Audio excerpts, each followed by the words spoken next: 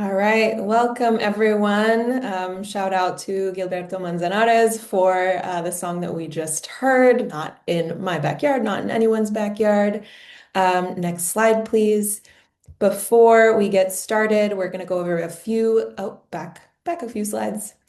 Before we get started, we're going to go over a few logistics. If you don't see the slides, please click on the tab at the top that says text screen. Today in our webinar, you should have access to the chat feature and to Q&A. Please make sure in the chat that you are messaging everyone, not just hosts and panelists. You can change this in the to field. And you should see the Q&A feature at the bottom of your screen. Please add your questions for panelists and speakers here, not in the chat as much as possible. We invite everyone to introduce yourselves in the chat with your name, location, group, or community organization, if any, and a little bit about what your data center fight looks like. Please, no AI note takers. And our last point is you should see a quick poll. Please fill that out to let us know a little bit about who's in the room and what you're hoping to learn today. Next slide. So welcome to How to Repeal Tax Incentives, Ban NDAs, and Demystify Economic Development and Jobs Claims. My name is Ali Finn, and I'm the Director of Community Partnerships at AI Now and co-coordinator of the Data Center Working Group. This is the 5th session of our Data Center Policy and Practice training series based on our North Star Data Center Policy Toolkit. Next slide. AI Now is a policy research organization that pushes back against the trajectory of the AI industry away from commercial surveillance, concentration of power, and lack of public accountability. We are a proud member of the Data Center Working Group, which is co-hosting this series, and is a multi-state cross-issue working group fighting to stop the data center build-out. We're dropping our resources for site fighters and those fighting other aspects of the data center build-out into the chat. Next slide.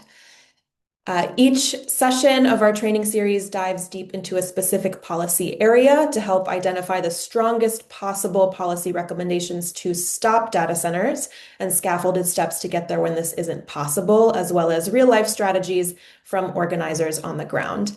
If you missed the last session on energy and ratepayer protections, you can watch that at the recording, which we're dropping into the chat as well. Next slide. Today's session reviews the strongest possible policy interventions to counter corporate secrecy and the industry's false claims about economic development and job creation, and to protect everyday people from subsidizing this build out and explore how to use these protections as well to stop or slow data center development overall. To kick us off, Kasia Tarczynska at Good Jobs First will lay out what we're seeing in terms of economic development myths, realities, and how localities and states are responding. Then Sophie Song at AI Now will review the how-to of specific local, state, and federal policy interventions. And we'll then spend most of our session with a fabulous organizer and advocate panel featuring Diana Ramirez, Bryce Gustafson, and again, Kasia Tarczynska. So next slide, please. I'm going to turn it over to Kasia to get us started. If you have any questions, please drop them again in the Q&A. Kasia Tarczynska is a senior research analyst at Good Jobs First, where she focuses on advancing transparency and accountability in state and local economic development practices and subsidy programs. And her recent work focuses on researching data center subsidies and collaborating with coalitions to curb the proliferations of these projects. You can read her full bio in the chat. So Kasia, help us understand this moment. How did we get here? Why are data centers one of the most heavily subsidized industries in the country? Sure. Thank you so much, Ali, for the introduction. Thank you so much, AI Now, for organizing this webinar and having me. So again, I'm Kasia. I'm Senior Research Analyst with Good Jobs First. And for those of you who do not know my organization, we are a research and policy group, and we have been promoting transparency and accountability in economic development subsidies on state and local level for over 25 years now. So as Ali said, I will spend the next few minutes just to grounding us in what I see, what we see when it comes to data centers, tax breaks, and economic development across the country. Next slide, please. So as we all know, there's a huge boom in the data center build-out. Tech giants are projecting to spend around $800 billion on cloud computing this year. most of that money will go to building data centers. So this infrastructure, physical infrastructure that powers AI. So data center companies are promising that this investment, this $800 billion will bring a lot of economic development to communities. And, these big announcements are quite a big deal for many public officials across the country who, truly sometimes care for their communities and want to bring prosperity to their localities. Next slide, please. But we really need to understand one important fact. So when we hear that data center companies are promising these billions in investment, we truly need to ask ourselves who is going to benefit from that investment. Because these billions of dollars are not going to go into your city or state budget. These billions of dollars are not direct contribution to public services, so schools, public infrastructure, public healthcare, and so on. What these companies are truly telling us is that they're investing this $800 billion this year to generate private profits. Again, this is not these billions of dollars are not guaranteeing benefits to the public. Next slide, please. So we often hear that state and local communities have to offer these tax breaks, these incentives to data centers. But these tax breaks actually do not meet the definition of an incentive. So what is incentive? Incentive is a public investment in a private project that needs to happen, but it's not happening and won't happen until public dollars reduce a company risk in that project. So think about, a good way of a good incentive, tax breaks would be for a grocery store to open a store in a food desert, or to, we could incentivize a manufacturing facility or other project to hire previously incarcerated folks or people with a long history of unemployment. That would be a good use of public money. But unfortunately, what we are seeing across the country is something totally different. We see that state and local government are actually offering what we call subsidies, so public financial assistance to data center companies, even though they don't need any encouragement to do business or to locate in our communities. And we've seen that on the previous slide. These companies are already spending billions of dollars because they want to meet the market demand. And data centers don't really need tax breaks to do their business. What they really care when they're looking for places, they care for water and available cheap power. They're looking for open land, good quality infrastructure, low disaster risk, or low regulation. Next slide, please. So North Carolina governor said it right. He said that given the trillions of dollars of capital that is freely flowing into data center construction, they simply do not need economic development to occur, the economic incentive to occur. The market is already delivering the incentive. So again, we don't need to provide any more public money to this industry. Next slide. So despite that, data center benefit from quite a lot of tax subsidies. For every tax data center should be paying to state or local government, there is some kind of tax break that reduces and in some cases totally eliminates that company obligation of paying a tax. And two most profitable subsidies for data centers are sales and use tax exemptions on equipment. So whenever they buy equipment, they don't pay any sales tax whatsoever on on chips or computers. And another very profitable subsidy for data centers are property tax abatement that eliminates again taxes on facilities and equipment. These programs can last for decades or even indefinitely. Property tax abatement for Meta in Louisiana can last for 99 years, and there's no cap to how much these subsidies can cost. And again, like these subsidies are layered on top of each other. So it's like a sweet cake for companies where they can get all of these different subsidies for one project. Next slide, please.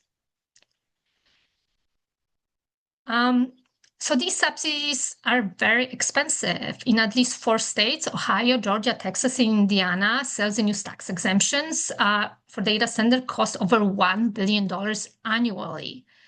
And because these subsidies are tied to investment, meaning more companies spend and invest, the bigger the subsidy is, we see that these costs are rising really, really quickly. And then we've seen that the value of these subsidies is really high and reaches billions of dollars even for individual projects. So Amazon Data Center in Indiana could receive $8 billion in subsidies, state and local subsidies. Meta facility in Louisiana can receive about $6 billion in state and local subsidies. Next slide, please.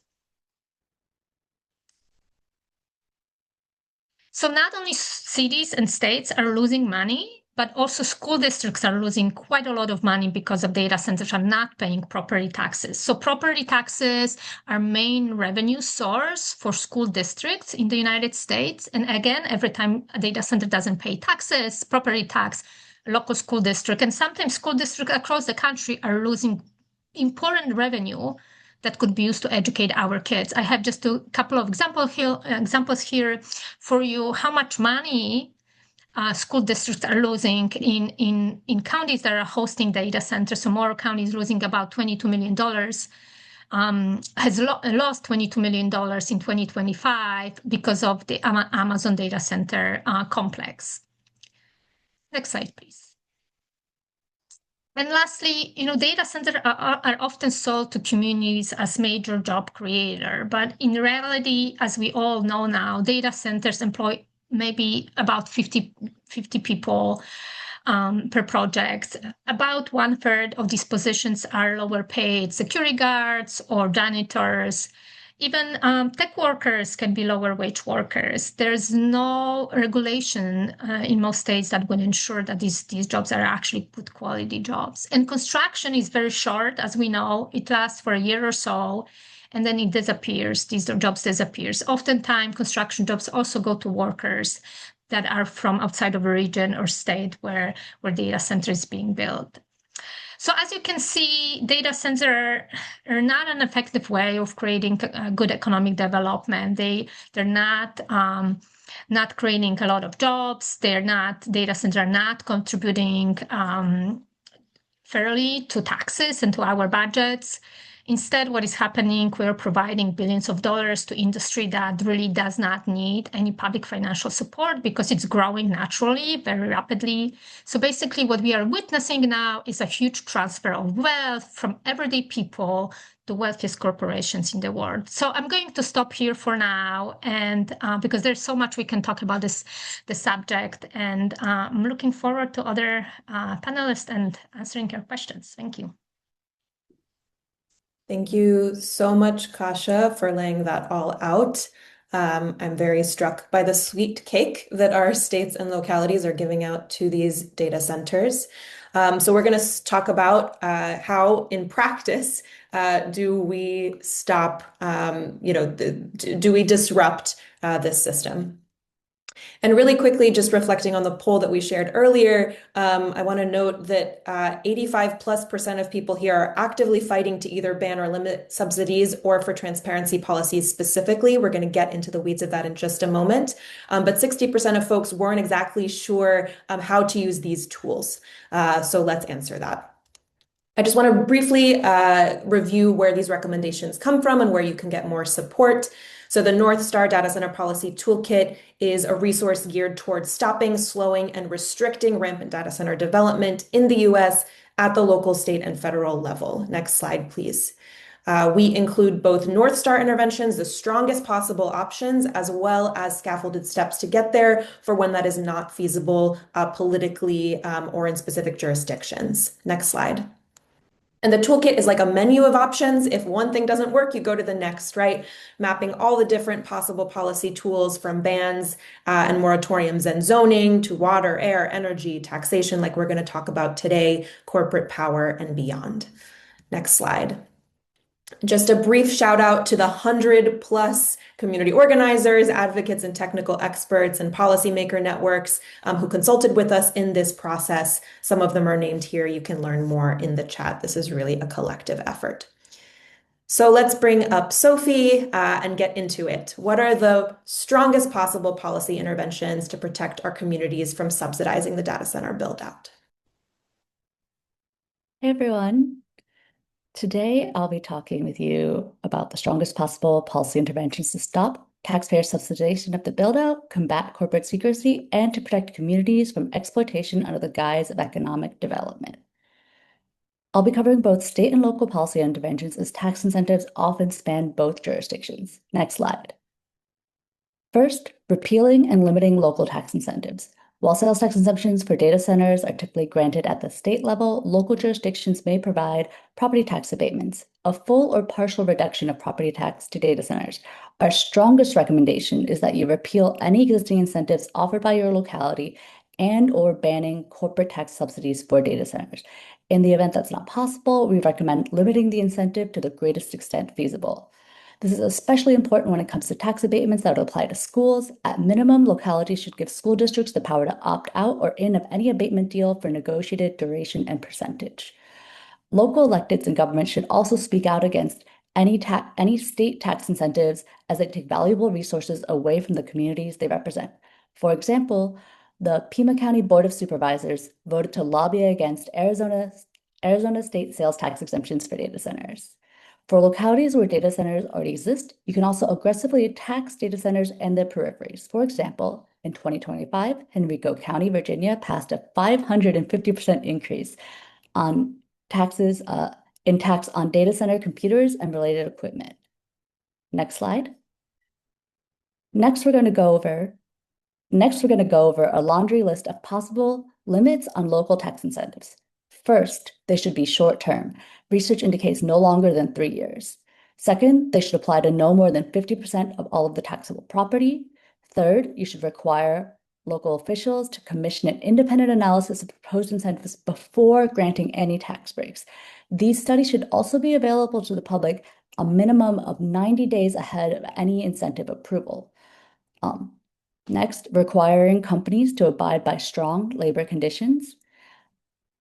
Then if a company pays a fee rather than taxes to a local jurisdiction, for example, a payment in lieu of taxes, also known as a pilot, you should demand that those payments be invested directly into the community, including housing, renewable energy infrastructure, broadband, or schools.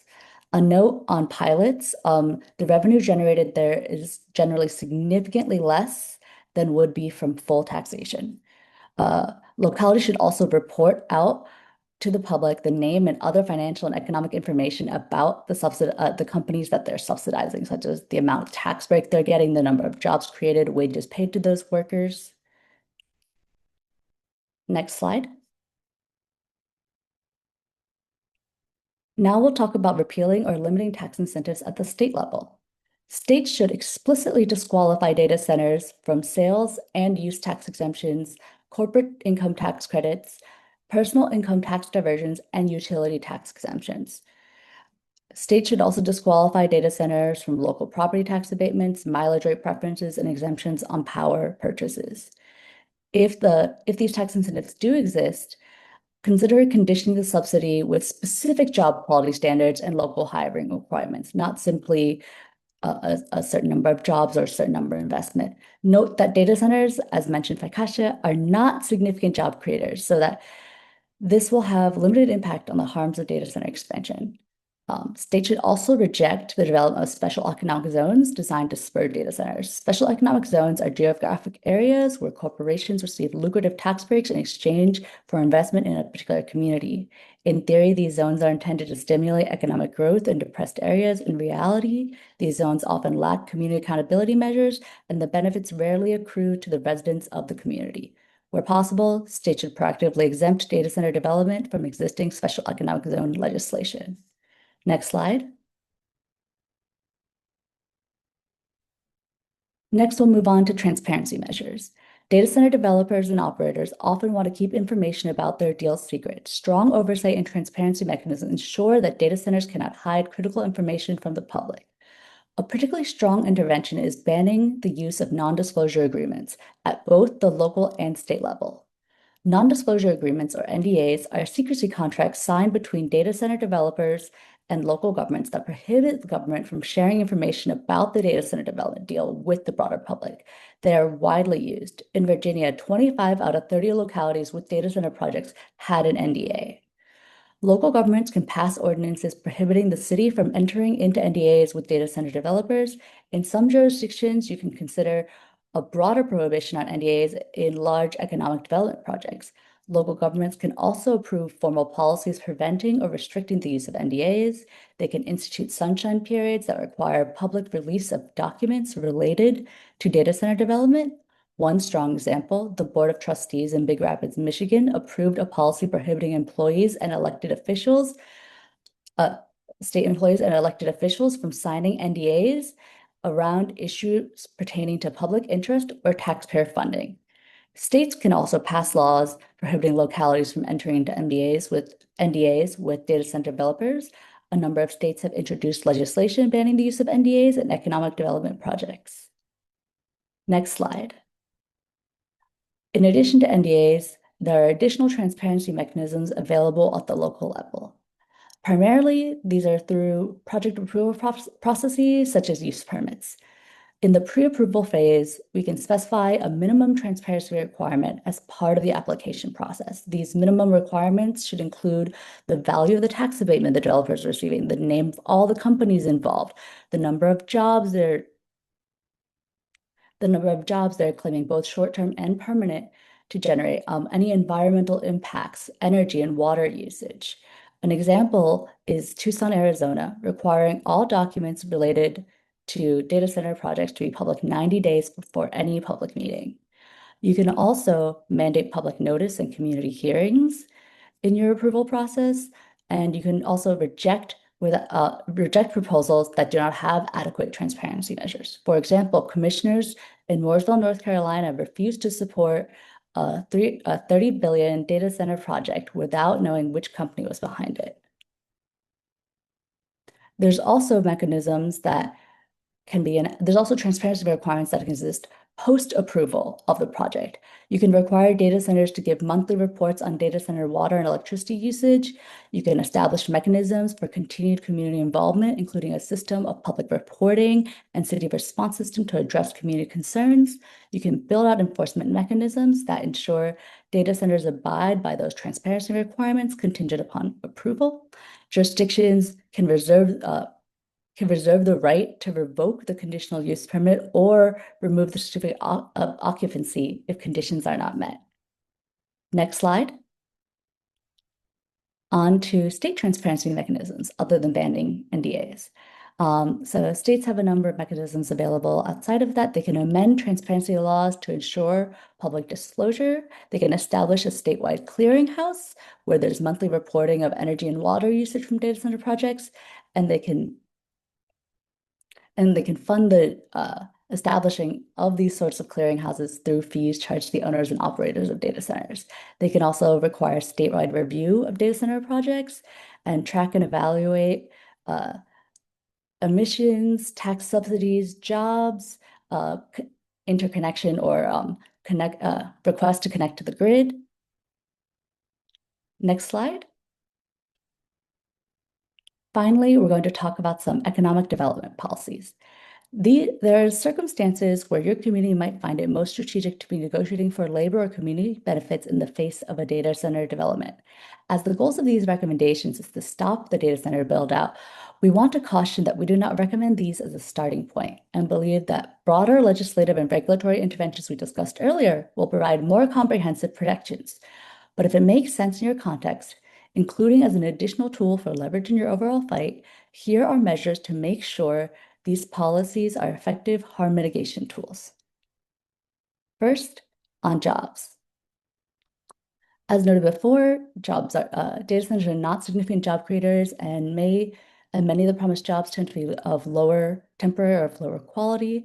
Establishing fair labor requirements could offset harm, but would not address the underlying reality.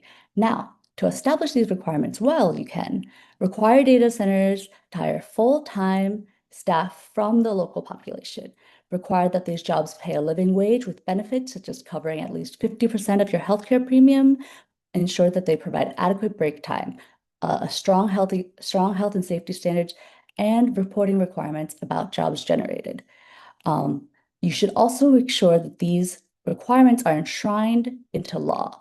They can be conditioned as part of the tax break, of course, but also we suggest the two best places to place these requirements are as part of the permitting approval or in state law or local ordinances. They can also be part of a legally binding community benefits agreement or CBA. So speaking on CBAs, CBAs are a legally binding agreement traditionally negotiated between private parties, typically the developer of an industrial project and the representative of a community group. CBAs generally require that community parties give up their opposition to the project and their right to legal action in exchange for a set of commitments. To date, there are no successful public community benefits agreements for hyperscale data centers, and the scope and scale of data center buildouts has key differences with other types of industrial projects where CBAs have been used in the past. The following recommendations are focused on where and how local governments can introduce policy guardrails to facilitate the CBA process in service of broader community participation from frontline communities. We won't go into all the specifics and would like to make of what would make a stronger CBA here, but providing resources in the chat from Better Data Center Project, Fair Shake Environmental Legal Services, Young Gifted and Green, and the NAACP.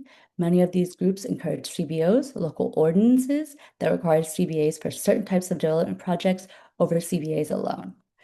Our recommendations are that you ensure that CBAs are legally binding, enforceable, and publicly disclosed, that you prohibit CBA processes without metrics attached to full community participation and outreach, so that these negotiations cannot be conducted with someone that a corporation identifies as a member of a community and then cuts out the broader community of people who are actually impacted by these projects.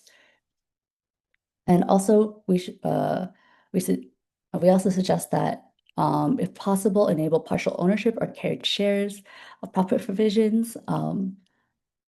For example, Morongo banned, enable partial ownership or carried shares of profit provisions. If requested for frontline communities, certified community stakeholders as partial owners in data center infrastructure, establish measures to mitigate community risk and liability. Next slide. Now, to close out, just really quick, how do you apply some of these interventions to your locality and state? Local tax incentives if you are interested in local tax incentives, you should check if your locality is preempted from specific tax subsidies or regulations. For example, some states have property tax incentives that apply across the state. But if it is possible, localities can pass an ordinance limiting or banning these corporate subsidies, especially if they're related to local property tax or sales tax.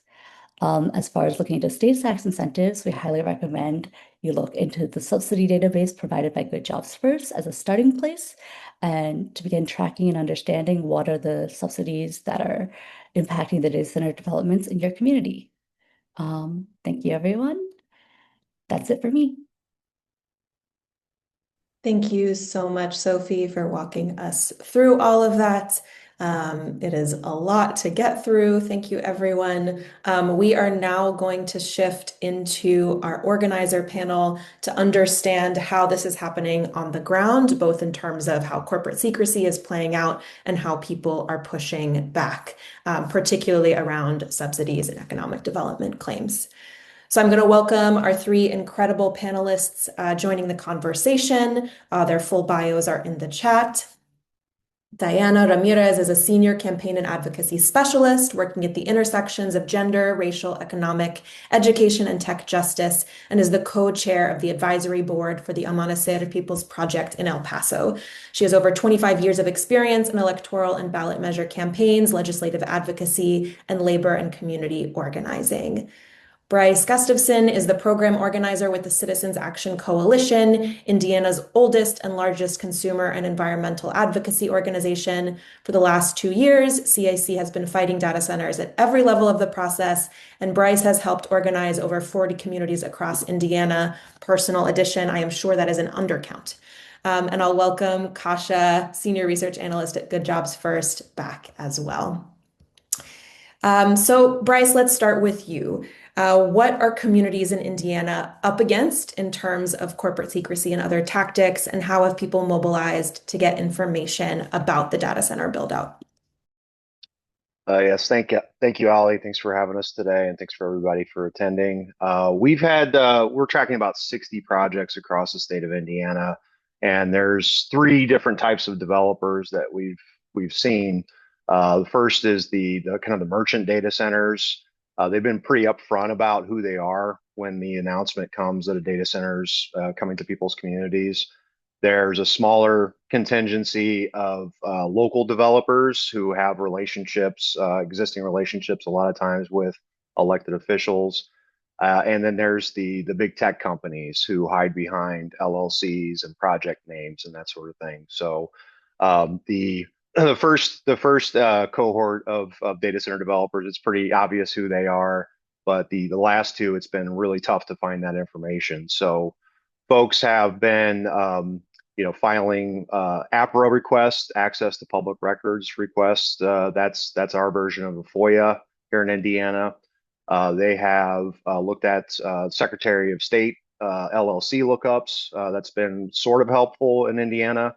The Delaware LLC lookup has been pretty helpful as well. We found out that one of the projects was Google, so we checked out Delaware's lookup and found out there was 3 other LLCs that were filed within an hour of each other, and it turned out to be Google as well.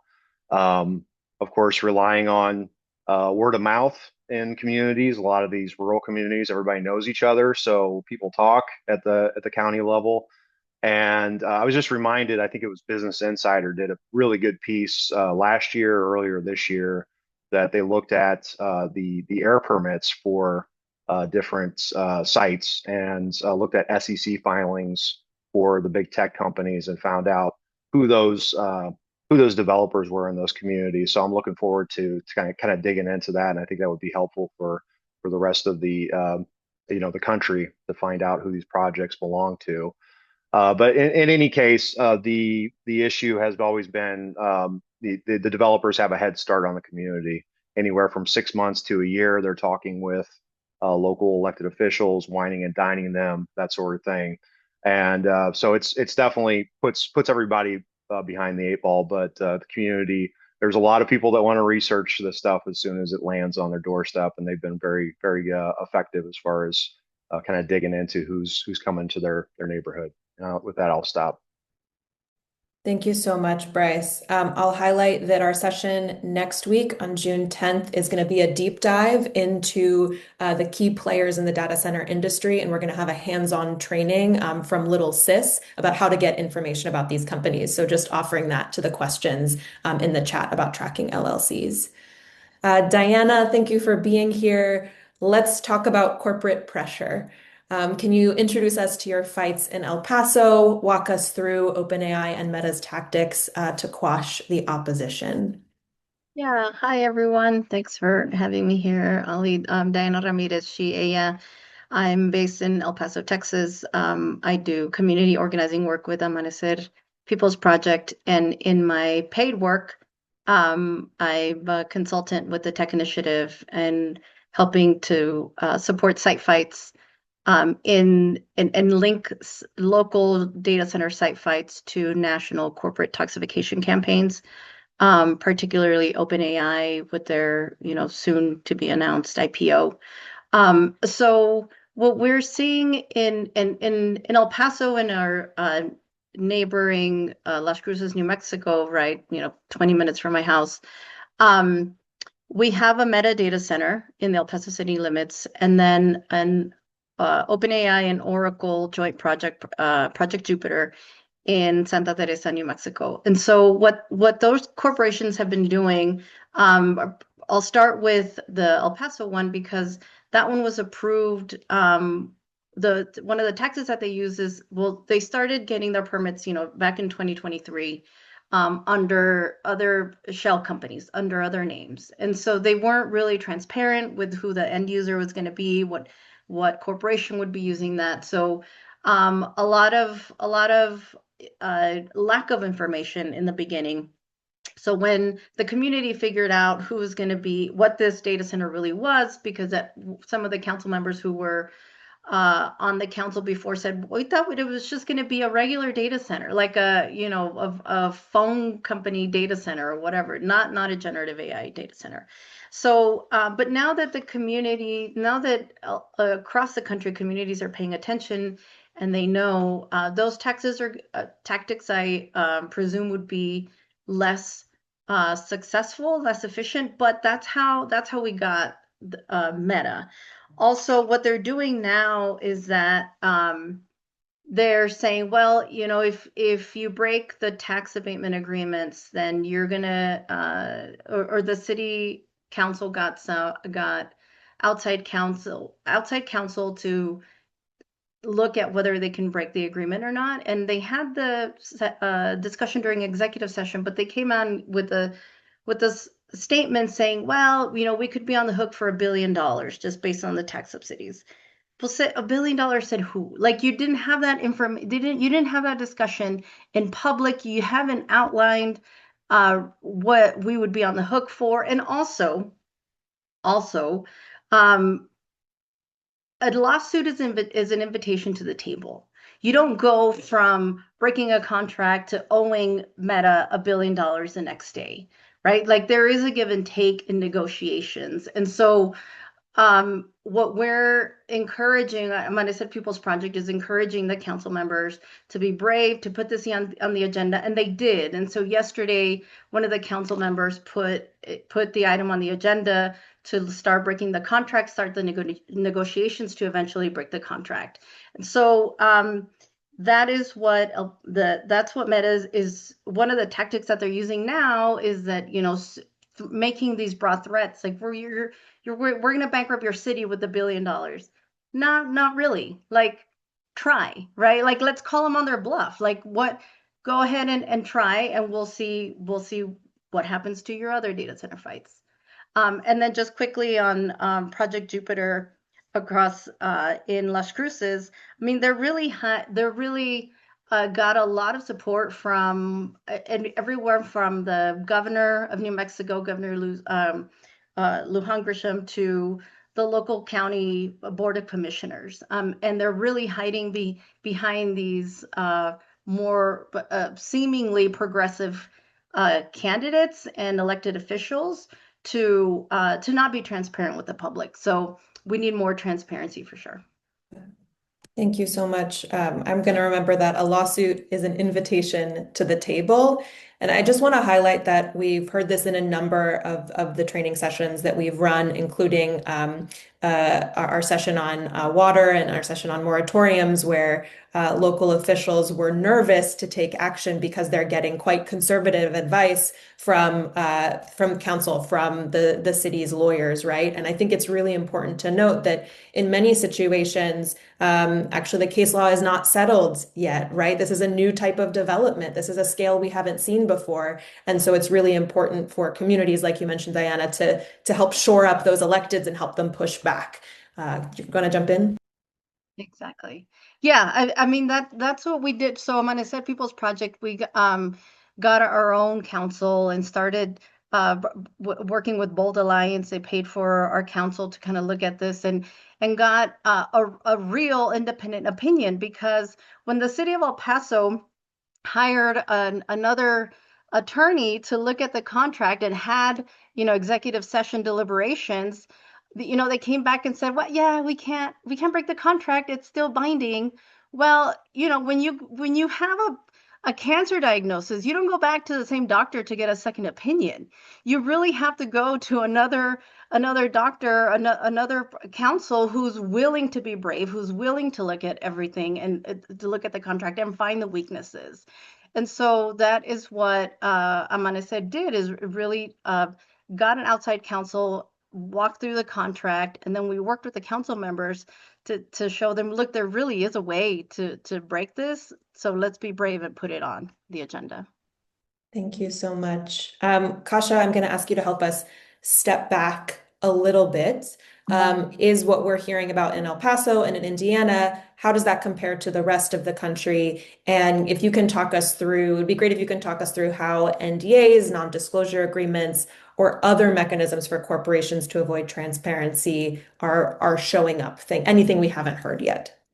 Yeah, sure. So I think what's common across the country and Indiana and El Paso is that I think people really care, right? Like people on the ground want to be heard.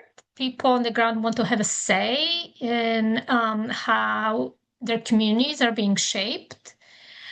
So people are getting upset. That's why they're protesting, because right now they don't have a say in the future of their communities because of these transparency loopholes, if you will. So for those of you who don't know, NDAs, non-disclosure agreements, these are binding documents. Once they are signed by public officials, they prevent public officials from discussing projects with the public, from releasing any information related to the public.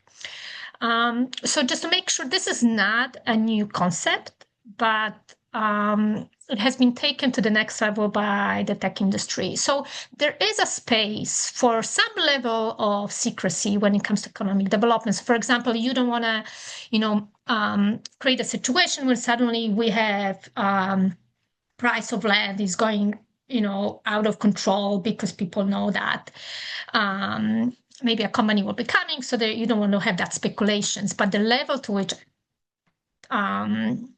tech industry has taken these NDAs is just unprecedented. So I think the NDAs are really a way. So NDAs not only are like preventing economic, like a democratic way of doing economic development, but they underlying people's belief in the government. That's why people are really upset. But they also prevent public, as we just heard, public officials from being like good stewards of public money. A lot of times when there's negotiations happen, elected officials not part of it. Some economic development agency will be a part of negotiations, and there is not enough pressure to really push companies to do more for communities, to pay more in taxes, to create local jobs, to be required to pay higher wages to workers, to contribute more to local community. So if we don't have people and public officials at the table when these decisions are being made, public officials cannot be good stewards of public money. But there is also, I just want to mention that there's also a huge lack of transparency after these deals are approved on both on state and local level. So at least by our account, at least 14 states across the country don't provide any good data on how much these subsidies cost the public. So just to name a couple of states, Louisiana, Mississippi, Alabama, Iowa, these are states with huge data center presence, but there's no information whatsoever how much they are giving to these companies through tax breaks. And again, you cannot really have a good discussion about costs and benefits of these projects if we don't know the costs. Yeah, so maybe I will stop here because again, there's quite a lot of problems with transparency. Yeah, thank you so much, Kasha.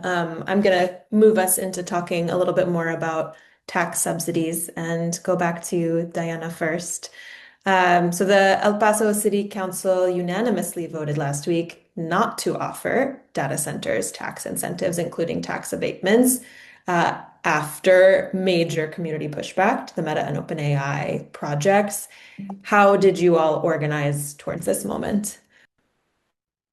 I mean, a lot of public education. What Amanecer People's Project did is we held a series of public information meetings, just going down like reviewing what a data center is, right? What is just people who were new to the fight, We're coming in, giving them a space to plug in, giving them hope. Really is what we do as organizers, because we don't want people to think that the fight is over or that there's nothing we can do.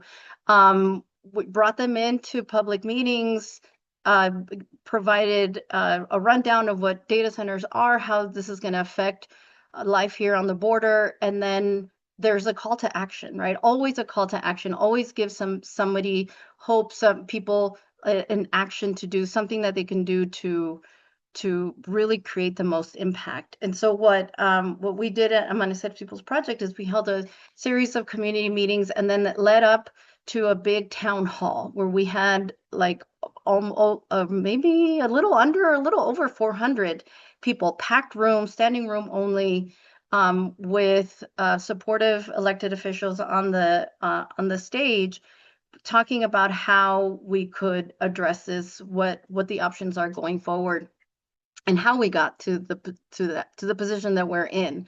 So a lot of public information meetings, bringing people in, creating a big town hall, a big crisis moment, really creating a crisis for the different jurisdictions that have power over, that have permitting power over these kinds of developments, and letting them know this is not what your constituents want. So creating that public crisis, of course, contacting city council.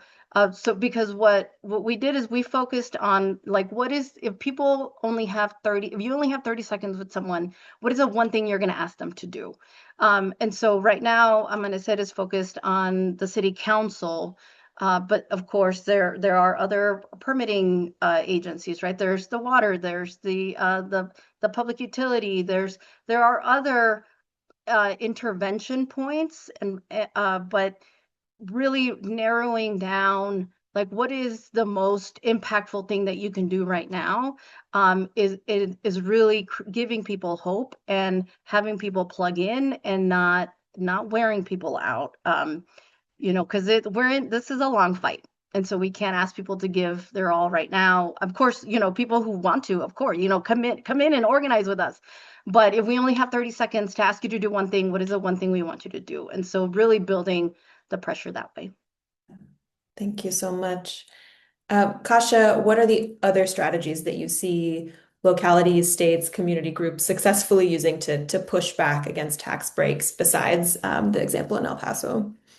Yeah, so maybe I will focus on policy of economic development subsidies and what can be done, what is happening across the country with them. So just to give you some examples, so Ohio and Oregon recently paused data center subsidies. So Oregon paused data center subsidies for data center in urban areas. Ohio created a pause for new projects. Georgia, there is a bill in Georgia that would sunset their subsidy in 2027, so 5 years earlier than what the law right now requires. There's a bill in North Carolina that would eliminate electricity purchases from being eligible for sales and use tax exemption, and this is a really important reform idea because electricity purchase, not paying tax on electricity purchases, is one of the major reasons why these programs are so extremely expensive. Now, Minnesota made this reform 2 years ago. Washington State, for example, removed sales and use tax exemptions from replacement of equipment in data centers. This is another very important reform that states could do. So there's a lot of different ideas here, but I do want to, when we think about the reforming these subsidies, I do want to give a shout here to Zach Schiller from Policy Matters Ohio, who has been advocating and speaking really loudly about a problem we start to see with these pauses, because if we have a pause on accepting new data centers into subsidy program, still the agreements we have that are in place, they're still in place. And these companies are going to keep benefiting from billions of dollars in tax breaks. So we really need to do something about the existing contracts. And El Paso example is a really important one that shows us that we can all stand up to these corporations, look at the contracts that are already existing, and try to find a way of breaking them, because they're not smart contracts. They're not bringing any economic development to state or regions. Just very quickly, I think another good tactic for all of us is to engage with our public officials, to speak up, to be vocal about our opinions. Like Bryce said, sending FOIA requests, Freedom of Information requests, asking for information about the projects in your community, in your states, is a good tactic.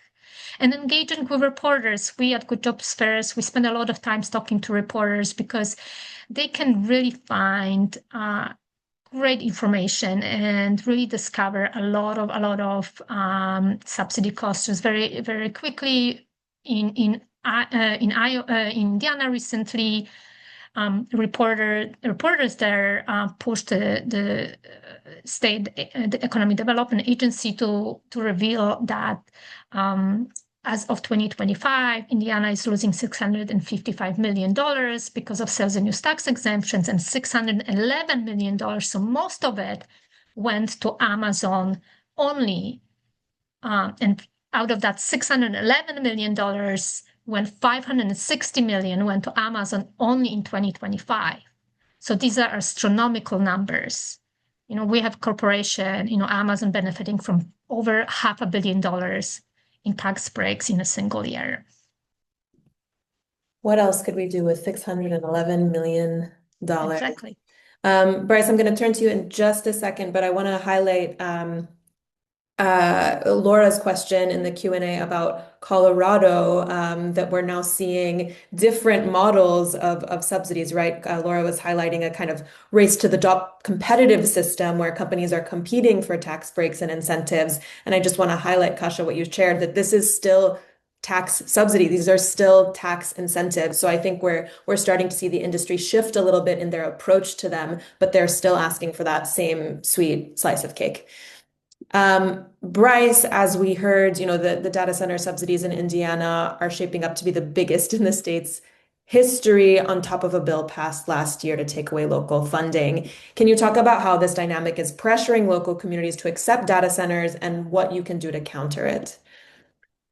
Yeah, we had a law last year that essentially gutted a lot of local funding, and that has been a concern for local officials who want to keep the engines of their municipalities or counties running. So, and they have three options essentially: either pass regressive taxes on citizens, cut services, or invite these projects in. And it's been a struggle.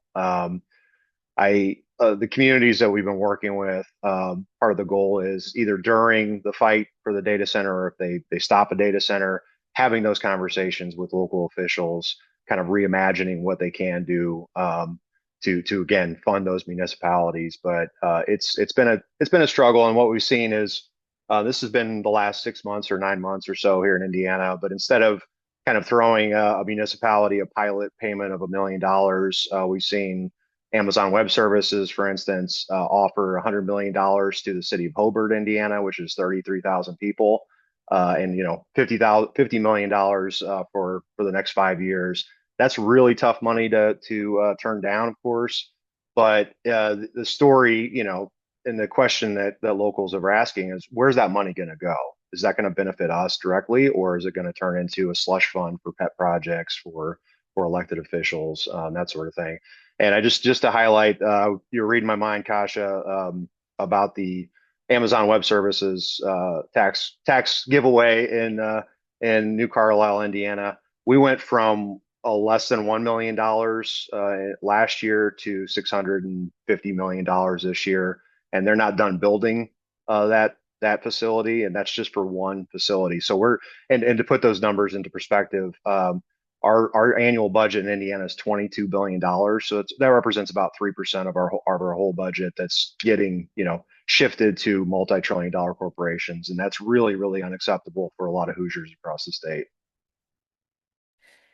As it should be. Thank you so much, Bryce. We're going to do a rapid fire final round of questions. And actually, Bryce, I'm going to stick with you first. We know, thanks to CAC's regulatory and legal work, pushing Indiana and Michigan power, we know from the utility that data centers create 100 times fewer jobs than other industries by amount of energy used. How does this reality, kind of the industry claims versus people real needs for work, play out on the ground? And what organizing strategies are you using? Well, I think a lot of people, I mean, we're still, I think, number one in manufacturing across the country. Indiana is, and we've had, there's been concerns about certain industries coming in, absolutely, but at least previous industries would make the deal. Hey, we might do some polluting in your neighborhood, in your community, which is not really acceptable, but at least we're going to bring in jobs.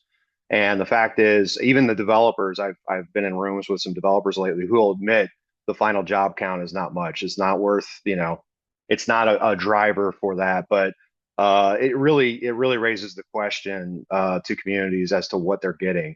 Their utility bills are going to go up. There's water issues, tax subsidies, of course. What's in it for us? So it's kind of working itself out a little bit in its own way, but that's definitely top of mind as far as concerns with Hoosiers. Again, what are we getting out of this? It's not like you're bringing a truckload of jobs beyond the initial construction jobs, and what we've seen on the ground here is, despite the promises from developers, a lot of those jobs are coming from out of state as well. Thank you.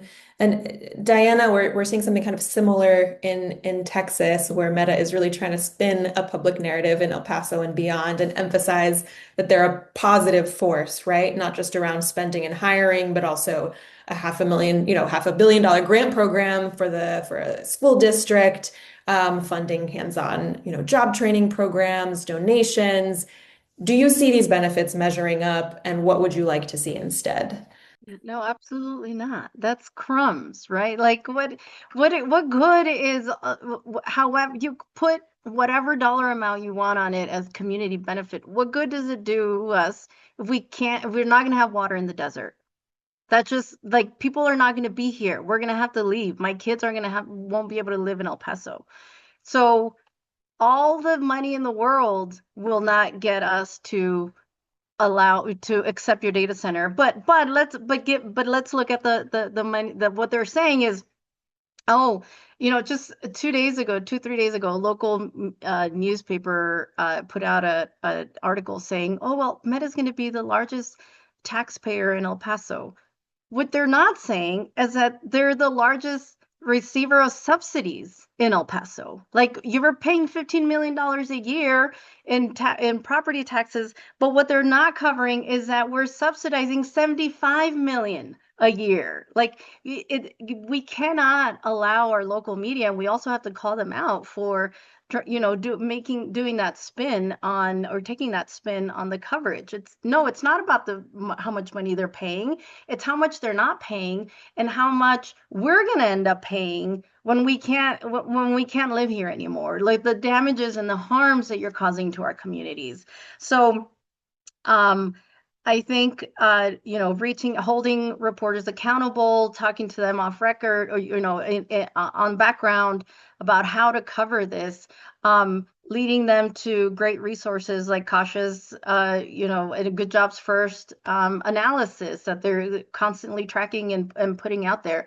I think that's what we have to hold our electeds accountable also, because it's not just about the petty, in Meta's case, for example, the only thing that's in the contract is 50 jobs.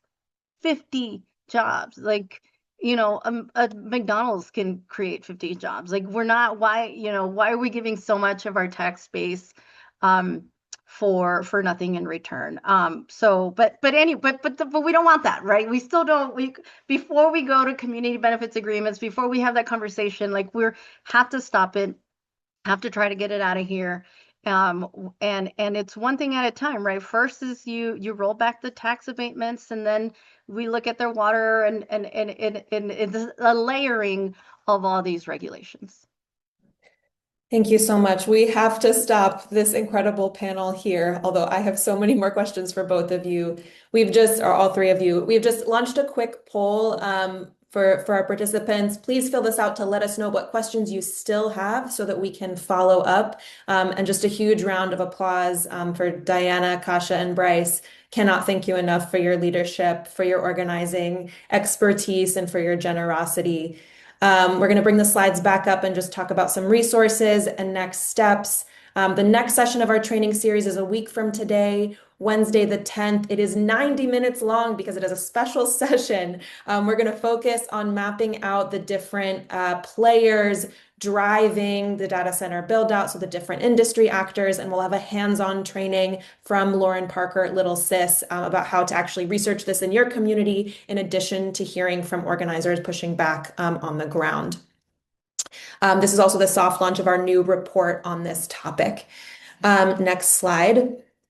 Also just sharing out more resources for policy support from the toolkit, as well as the ongoing organizing training series from the Data Center Working Group and Kairos Fellows. There's 2 more sessions, I believe. And for those who are looking for community guides, we have a 101 site fight guide for communities from the Data Center Working Group as well. Next slide. And how to get involved in the fights you heard about today. Just want to highlight, here's the interest form for the Data Center Working Group and campaign and other research links from CAC, Amanecer, and Good Jobs First. We're dropping these in the chat as well. I'm going to leave the webinar open for just 1 more minute to give people time to fill out the poll. But thank you so much. We will see you next week.